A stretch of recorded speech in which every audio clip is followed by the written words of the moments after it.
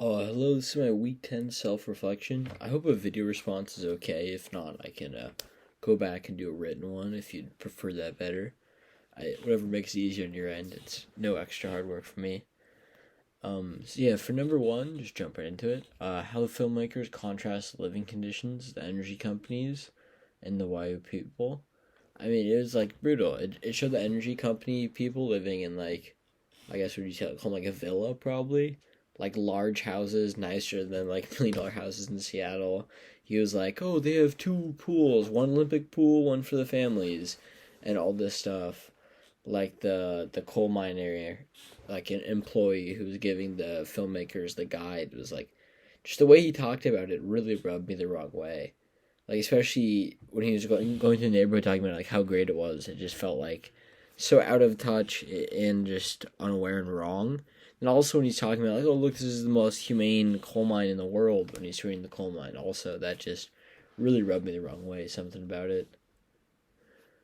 And how does the documentary highlight the difference in living condition resource allocation?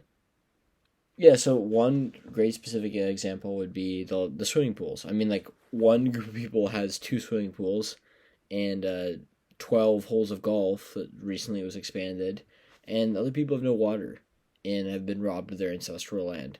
And these other people are being brought onto new land. These people working for the company, given very nice houses and great living conditions, while these people who are legally owed those living conditions and water are being denied it and pushed into like genuinely like a refugee camp.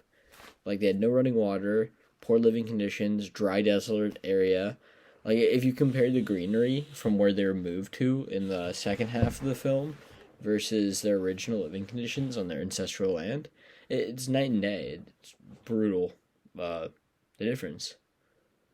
I guess I don't know if that counts as a second specific example.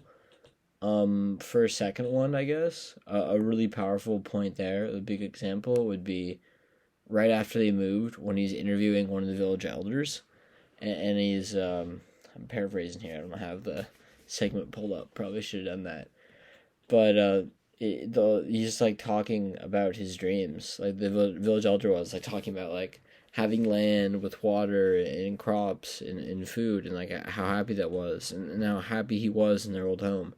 And then he asks him like, "Are you happy at all here?" And he just basically says, "No, like it's awful." So I think that's a big contrast from, him to the people in their villas with swimming pools and golf and all this stuff. And thinking back on what I've learned this week about the culture, traditions, histories, economies, community, how does the documentary present cultural values? It didn't really focus on the cultural values, I don't think, as much as some of the readings.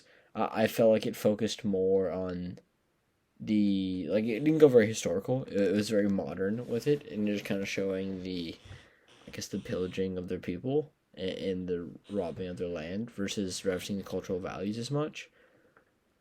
The documentary, I guess, I'd say it provides their cultural values as having like strong community aspects, especially in all the scenes and you see them making decisions as a group, and everyone backing up their like representative, I guess their elected representative, what do you want to call it? No one here does that. I don't think there's a single elected representative in the state that anyone would back up as hard as these people were backing up their representative because they had like a strong community and you could tell that he actually was out for their best interest. Um, to what avail, but at least a good representative. Select one of the readings this week, summarize how the reading explain challenges facing the people in addition to fighting for water rights. I really liked the Al Jazeera article.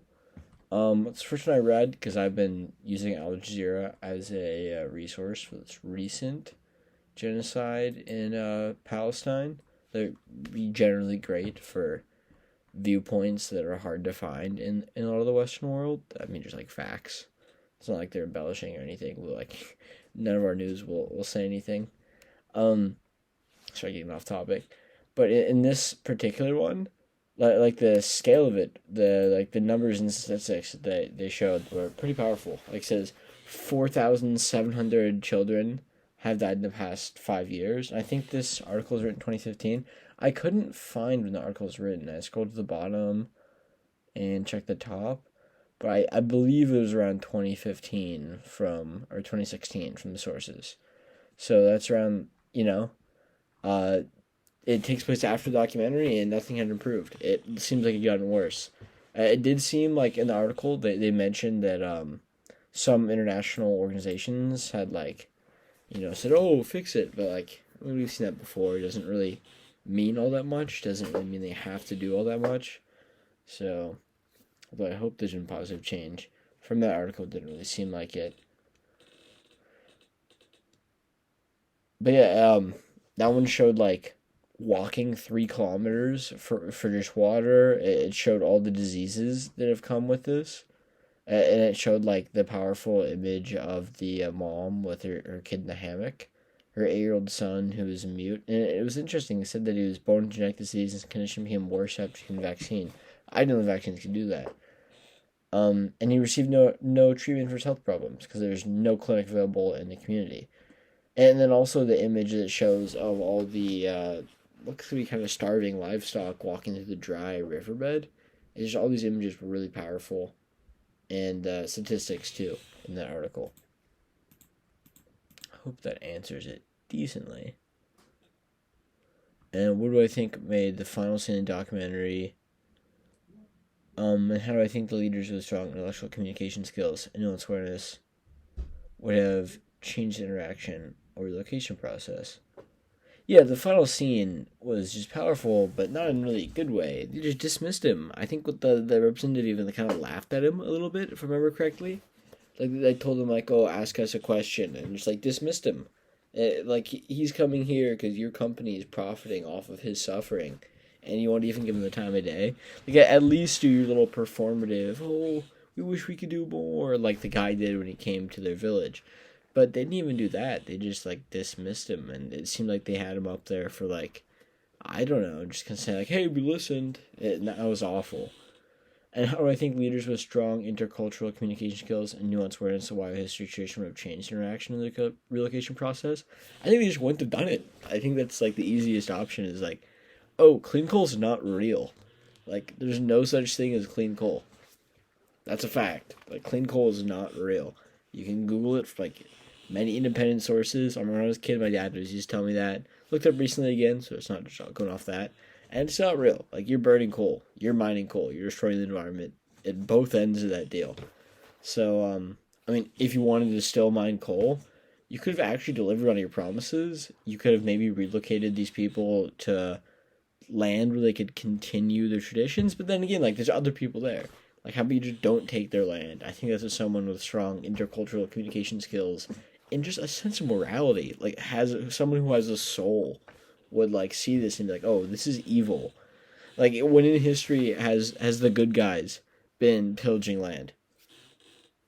It doesn't happen. So I think that's probably, I don't know if that's the answer you're after.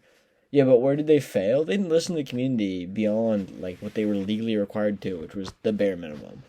You see them, they're sending one guy who's just, the weak little... It's hard for me not to use expletives here, but the guy who showed them around... I believe it's the same guy. The guy who was towards the very beginning of the film, who was negotiating with the villagers, was the same guy who showed around the film crew. I think so, unless I'm misspeaking there. But he was just the worst. That's how they failed. They had that guy in, who just oh, what? We wish we had more money for you. As he's driving away he shows them all these villas with their swimming pools. Oh, we wish we had money to give you running water and decent housing. That was just ridiculous and brutal. That's a huge failure on their end. And alternative futures we might imagine. As in if we're talking about alternative futures from a point of inception, it would be if you're going to harvest the coal, give a ridiculous amount of profits back to the peoples whose lands that you're taking. It's their coal. If you want to play that game, but I don't think you should harvest at all. That's personally what I would say. And then alternative futures that we can do from now, some sort of reparations would be the very least. From the Al Jazeera article, there's 400,000 of them, and they're all, majority of which are below the poverty line. Even like in comparison to other rural communities in Colombia, they're still doing much worse. They've routinely had their water shut off, poisoned by the byproducts of coal. They're breathing in coal dust. And yeah, I just think if you want an alternative future from now, starting forward, you need to have like some sort of reparations or retroactive measures, like some land back action would be great, and definitely heavy funding. I mean, like you showed all these medical problems, so there weren't any clinics. Maybe build some clinics. I don't know, but do something to try to right your wrongs. I mean, this was 10 years ago. Like, this isn't like, oh, this was in 17 something, which still isn't an excuse. But this is like very recent and real, so it's very easy to rectify. Not easy, but it's very achievable to rectify this wrongdoing. It's a very fresh scar that definitely has not healed, and you could at least do your best to put a band-aid on it, I guess. I don't know if that's a great analogy, but yeah, I hope that answered all your questions. And just let me know if you would like a written response instead. Thank you.